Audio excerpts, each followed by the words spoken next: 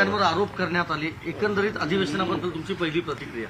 एक तर अधिवेशनात आम्ही मतदारसंघ राज्यातून सगळे देशातूनच लोक खूप अपेक्षेने येतो. राज्यातले देशाचे परराष्ट्र मंत्रालयाचे असे अनेक गंभीर विषयांवर चर्चा करण्यासाठी एक पॉलिसी म्हणून आम्ही सगळे इथे येतो. आणि जेव्हा गदारोळ होतो किंवा चर्चा होत नाही तेव्हा आम्हाला खूपच अस्वस्थ वाटतं, कारण इतक्या लांबून आम्ही सगळे येतो.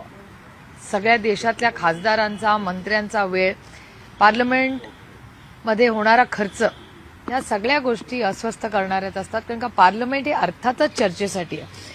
आणि ह्यावेळेस वेगळा अनुभव असा जो मला जाणवला ह्यावेळेस, की विरोधक तर करतच होते आंदोलनं, जो त्यांचा अधिकार आहे एका सशक्त लोकशाहीमध्ये. त्याच्यामुळे विरोधकांनी ज्या गोष्टी करायच्या किंवा आंदोलन हे बाहेर केलं संसदेच्या, पण यावेळेस पहिल्यांदा सत्तेमधला पक्ष ही आंदोलन करताना दिसला.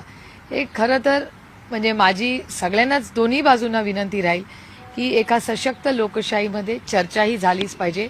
मतं वेगळी असणं ही ह्याच्यात काही गैर नाही, पण पार्लमेंटरी अफेअर्स मिनिस्टरची ना माझी विनंती राहील की पार्लमेंट चालवायची जबाबदारी ही सत्ताधारी पक्षाची असते आणि सत्ताधारी पक्षांनी पुढाकार घेऊन चर्चा केली पाहिजे. कारण का शेवटी संसद ही चाललीच पाहिजे. सर्वसामान्य मायबाप जनतेचे प्रश्न सोडवण्यासाठी इथे आम्ही येतो आणि त्याच्यामुळे सरकारने याची जबाबदारी घेतलीच पाहिजे. आणि दुर्दैव आहे की या बाबतीत मला खूप प्रांजळपणे सांगावं लागेल या देशातल्या मायबाप जनतेला की यावेळी सरकार हे अपयशी ठरलेलं आहे संसद चालवण्यामध्ये. एक महत्त्वाचा प्रश्न निर्माण झालेला आहे की इंडिया आघाडीच्या आंदोलनामध्ये चर्चा अशी आहे की राष्ट्रवादी काँग्रेस पक्ष हा अलिप्त राहतोय. असं आहे का? वास्तविकता काय आहे? आम्ही रोजच आहोत. तुम्ही तुमच्या कॅमेरामॅनला विचारा, तिथे सगळ्या आंदोलनात रोज आम्ही तिथे सगळेच हजर असतो. आणि त्यानंतर अजून गुन्हा दाखल झालेला दुसरा एक आहे. महत्त्वाचा प्रश्न आहे. दुसरा महत्त्वाचा प्रश्न, काल तुमच्या दोन प्रतोदांनी अजित पवार यांची भेट घेतली. चर्चा सुरू झाली आहे की दोन्ही पक्ष जवळ येत आहे म्हणून.